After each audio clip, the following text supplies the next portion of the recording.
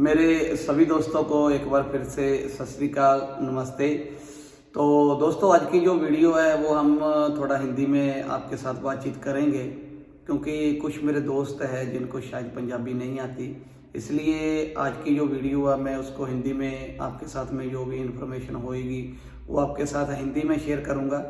हम बात करेंगे, अगर आप इंडिया से अलावा किसी दूसरी कंट्री में हो, जैसे दुबई हो गया, सिंगापुर हो गया, मलेशिया हो गया, या कोई गल्फ का दूसरा कोई कंट्री है, सऊदीया हो गया, कुवैत हो गया।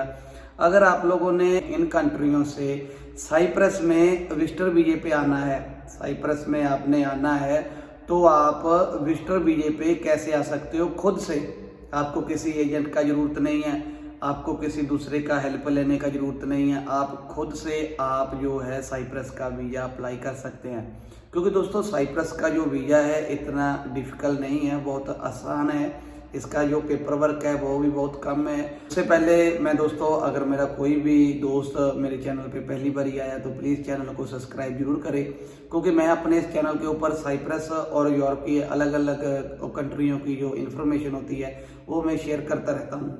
तो दोस्तों, आज हम बात करेंगे, आप इंडिया के अलावा अगर किसी दूसरी कंट्री में हो तो आप वहाँ से साइप्रस विजिटर वीजे पे कैसे आ सकते हो। देखो दोस्तों, उसके लिए तो सबसे पहले आप जिस कंट्री में बैठे हो, जिस कंट्री में भी आप गए हो, उस कंट्री का आपके पास में वर्क परमिट होना चाहिए। वर्क परमिट के अलावा आप जो है विजिटर वीज़ा अप्लाई नहीं कर सकते। अगर आप स्टूडेंट है, स्टूडेंट विजिटर वीज़ा अप्लाई कर सकता है, लेकिन उसके लिए जो डॉक्यूमेंट है वो थोड़ा ज़्यादा हो जाते हैं, और थोड़ा जो बैंक बैलेंस भी है वो भी थोड़ा ज़्यादा शो करना पड़ता है। अगर आप वर्क परमिट पे हो तो वर्क परमिट पे एक तो आपको जो पेपर वर्क है वो थोड़ा कम लगेगा, दूसरा जो बैंक बैलेंस भी आपको शो करना है वो भी आपको कम शो करना पड़ेगा। तो सबसे पहले मैं बात करता हूँ कि आपको क्या क्या जो आपके पास में डॉक्यूमेंट होना चाहिए।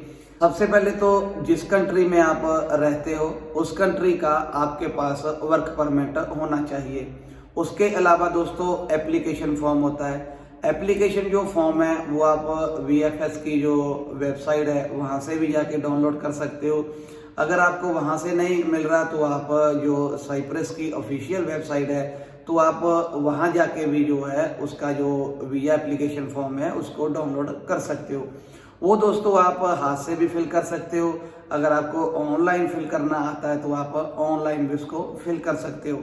अगर आप उसको हाथ से पेन से उसको फिल करते हो तो उसका भी कोई मैटर नहीं है, वो भी एम्बेसी जो वो चलता है। तो उसके अलावा दोस्तों आपको जो चाहिए 3 महीने का बैंक स्टेटमेंट दोस्तों होना चाहिए। जिस भी कंट्री में आप काम करते हो उस कंट्री का, जिसमें आपकी कंपनी आपको सैलरी डाल रही है, वो अकाउंट का आपका 3 महीने का स्टेटमेंट होना चाहिए। उसमें अगर आपके पास में बैलेंस है कम से कम दोस्तों 2000 यूरो के हिसाब से आपके अकाउंट में होना चाहिए। आप किसी भी कंट्री में हो उसको आप 2000 यूरो के हिसाब से आप अपना उसको डिवाइड कर लेना, भाई आपकी कंट्री का उसका वो कितना पैसा बनता है, तो उतना पैसा आपके अकाउंट में होना चाहिए। अगर वो अकाउंट में नहीं है तो इंडिया अगर आपका कोई अकाउंट है, कोई ज्वाइंट अकाउंट है या खुद का अकाउंट है, उस अकाउंट में आपके अकाउंट में कम से कम 3 से 4 लाख होना चाहिए। तो उसके बाद में दोस्तों आ जाता है होटल बुकिंग।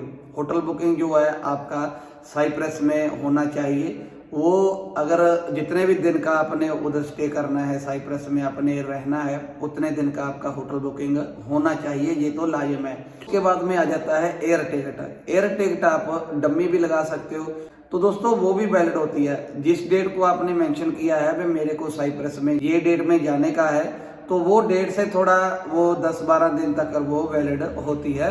अगर एम्बेसी उसको ऑनलाइन चेक करती है तो वो ऑनलाइन भी शो होती है। अगर आप खुद डमी टिकट अपना अप्लाई करते हो तो शायद में भी वो ऑनलाइन आपको 15 से 20 यूरो का जो है एयर टिकट मिल जाएगा। तो दोस्तों उसके बाद में आता है एम्बेसी फीस। इसका जो एम्बेसी फीस है, आपका जो एम्बेसी फीस और बायोमेट्रिक का डाल के उसका तकरीबन जो खर्चा हो जाता है वो 200 ये दराम के हिसाब से, मैं दुबई के हिसाब से बता रहा हूँ भाई, दुबई का 200 जो दराम है वो हो जाता है। आप अगर आपने एम्बेसी फीस और बायोमेट्रिक चेक करनी है तो आप ऑनलाइन जाके उसको चेक कर सकते हो भाई एम्बेसी की फीस कितनी है, तो हमारी बायोमेट्रिक वो कितनी है। तो दोस्तों उसके बाद में आ जाता है कंपनी का एनओसी लेटर। जिस भी कंपनी में आप काम करते हो उस कंपनी का आपके पास में एनओसी लेटर होना चाहिए। एनओसी लेटर के अलावा आप अप्लाई कर सकते हो, लेकिन थोड़ा उसमें जो तो वीजा आने का चांस थोड़ा कम हो जाता है। अगर आप एनओसी लेटर नहीं लगाते हो तो उसमें 50-50 चांस हो जाता है, आपका वीजा आ भी सकता है तो आपका वीजा रिफ्यूज भी हो सकता है। लेकिन साइप्रस के केस में ज़्यादातर वीजा जो है रिफ्यूजल बहुत कम होता है। ज़्यादातर तो वीजा जो मिल ही रहे हैं, जितने भी मेरे दोस्तों ने अप्लाई किए हैं सबको वीजा मिले ही है, किसी का रिफ्यूजल नहीं हुआ। तो उसके अलावा दोस्तों हम बात करते हैं आपकी सैलरी की। आपकी सैलरी दोस्तों जो है कम से कम भी 3,000 द्राम होनी चाहिए। 3,000 द्राम दोस्तों ऐसे है भी अगर आपका बेसिक कम है, आपका ओवर टाइम लगाकर 3,000 आपके अकाउंट में आ रहा है, कंपनी आपको 3,000 दे रही है, तो आप साइप्रस का जो विजिटर वीजा है उसको अप्लाई कर सकते हो। अगर आपका 3,000 से कम है, 2,500 है, 2,000 है, तो फिर आप अप्लाई नहीं करो, क्योंकि एम्बेसी 3,000 से कम आपको जो वीजा नहीं देगी। क्योंकि एम्बेसी आपकी सैलरी के हिसाब से आपका वो खर्चा भी निकालेगी, आपका आने जाने का जो टिकट है वो भी निकालेगी, होटल बुकिंग भी निकालेंगी। उसके बाद में आप वहाँ वो कितना पैसा लगाओगे वो भी सब वो काउंट करते हैं।